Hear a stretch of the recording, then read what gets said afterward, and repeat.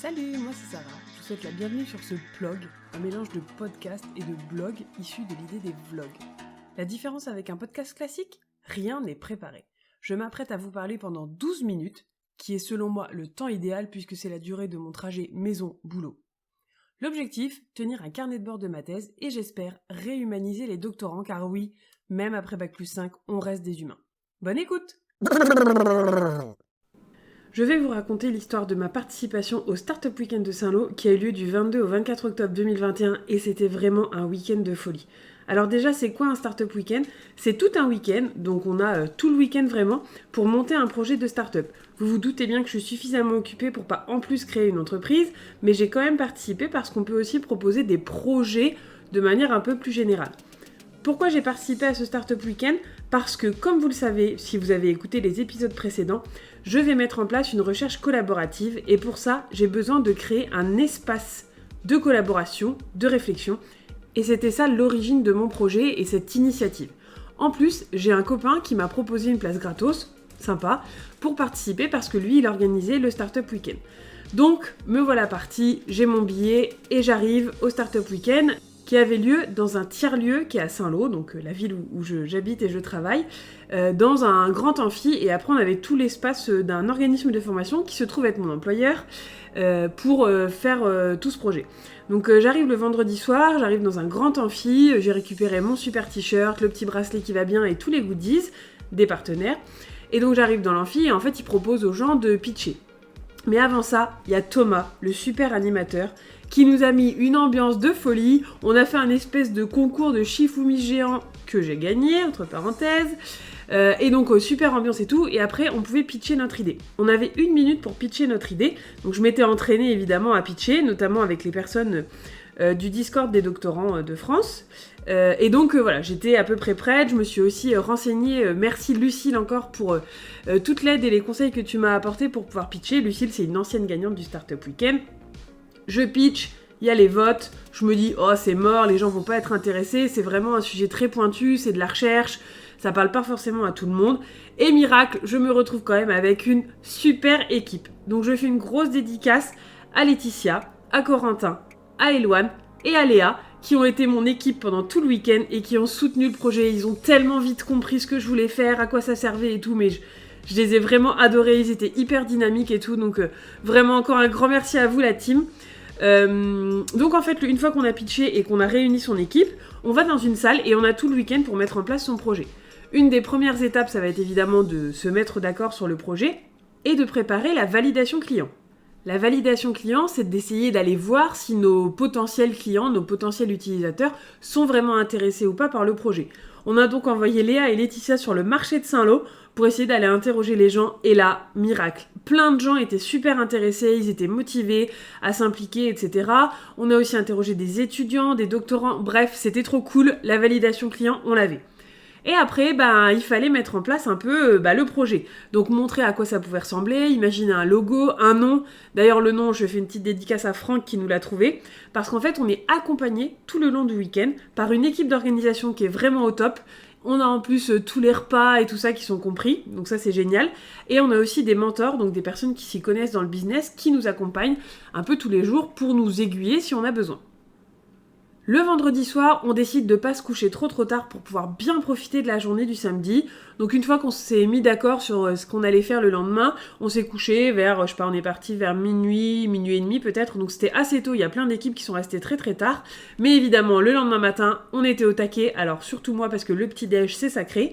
Donc on était au taquet et on a vraiment bien avancé le samedi sur le projet et tout. Sauf qu'il faut commencer déjà à préparer le pitch qui aura lieu le dimanche en fin d'après-midi.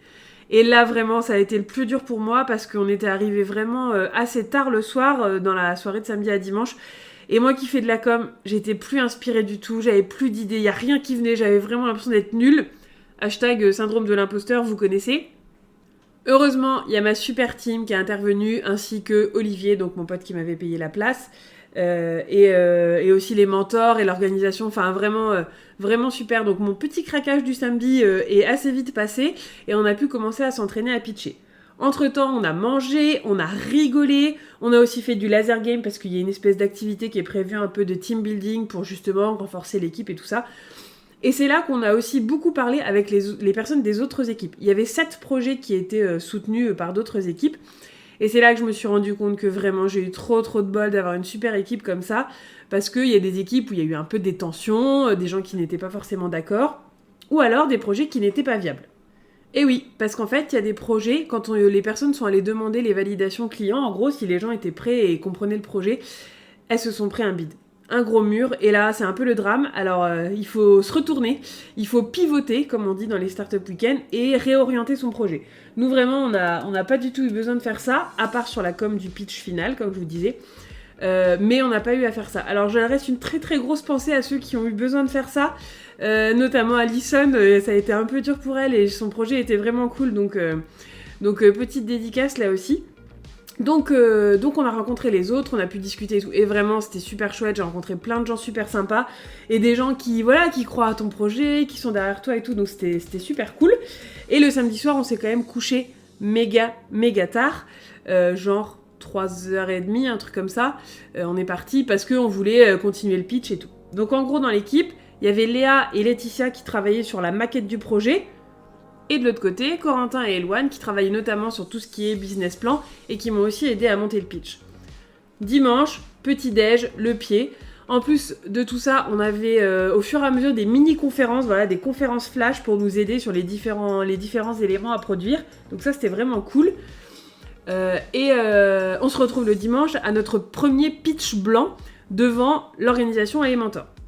Et là, c'est le drame. Ça n'allait pas du tout, c'était la cata. On a dû vraiment repenser tout notre pitch et même changer d'orateur. Alors j'avais décidé avec l'équipe, en accord avec l'équipe, de pas être la pitcheuse finale puisque j'étais le porteur du projet. Et c'est donc Léa qui s'y est collée.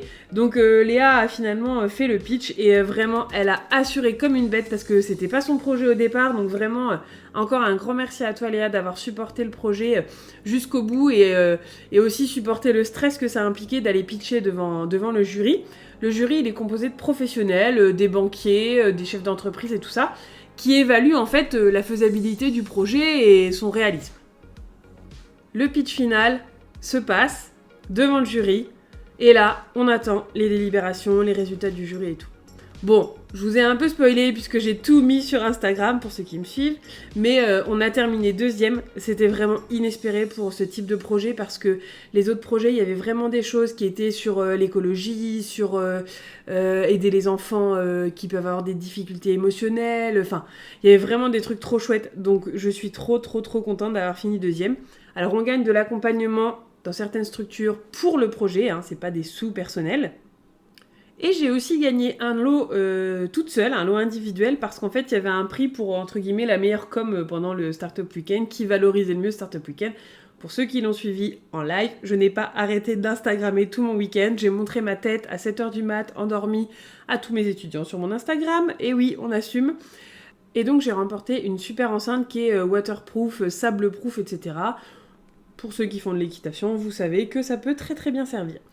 Donc vraiment c'était un week-end trop chouette, je suis rentrée mais cramée, crevée, mais vraiment d'une humeur magnifique, j'étais trop contente, c'était vraiment super. Je vous recommande cette expérience vraiment si vous avez l'occasion de faire un hackathon, un startup week-end ou autre, mais allez-y, les yeux fermés. Peut-être prenez votre lundi, peut-être il faut prévoir de ne pas travailler le lundi parce que c'est vraiment dur, mais c'était vraiment une expérience géniale, humainement, émotionnellement, en termes de compétences acquises, en termes de faire avancer son projet et tout. Donc je ne peux que recommander plus. Et si en plus vous y allez à Saint-Lô, eh ben, on se croisera peut-être l'année prochaine. Pour ceux qui se demandent ce que j'ai fait de tout ça, je suis en train de monter le projet. Alors le projet s'appelle Jus de cerveau, avec un X parce qu'il y a plusieurs cerveaux. Si vous voulez voir le pitch, il y avait les éléments qui ont été mis en live sur le Facebook du Startup Weekend Saint-Lô. Saint-Lô, ça s'écrit L-O à la fin. Donc vous pouvez voir tous les éléments du pitch final, les résultats et tout ça. Et moi je suis en train de monter le projet. J'ai acheté le nom de domaine jusdecerveau.co et donc j'espère que je vais vous y retrouver très rapidement. Je suis aussi en train dans la foulée de créer le site Plug de thèse parce que j'ai des nouveaux contenus à vous partager en plus du podcast, donc j'espère aussi que vous serez nombreux à y aller. J'ai acheté plugdethèse.fr et donc je vais monter un site dessus. Voilà pour les petites nouvelles. Et évidemment pendant ce temps, j'avance sur ma thèse, mais ça, je vous en parlerai dans un prochain épisode. J'ai sûrement oublié plein de trucs sur le Startup Weekend et je pourrais éventuellement refaire un épisode dessus si vous avez des questions, donc n'hésitez surtout pas. Et en attendant, je vous recommande d'aller écouter le PhD Dojo, que je fais en collaboration avec David Mendes, alias Papa PhD. Donc vous pouvez aller sur sa chaîne tous les 15 jours, le jeudi à 18h30 heure française. On fait un PhD Dojo pour essayer de parler de différents sujets et aussi donner des astuces pour les doctorants, les étudiants et même parfois des astuces un peu de vie. Donc n'hésitez surtout pas à aller écouter ça. David est vraiment quelqu'un de génial et j'essaye de me mettre à sa hauteur dans cet épisode un peu spécial du podcast que je mettrai aussi en lien sur le blog de thèse évidemment. Je vous souhaite une très très belle journée et à bientôt.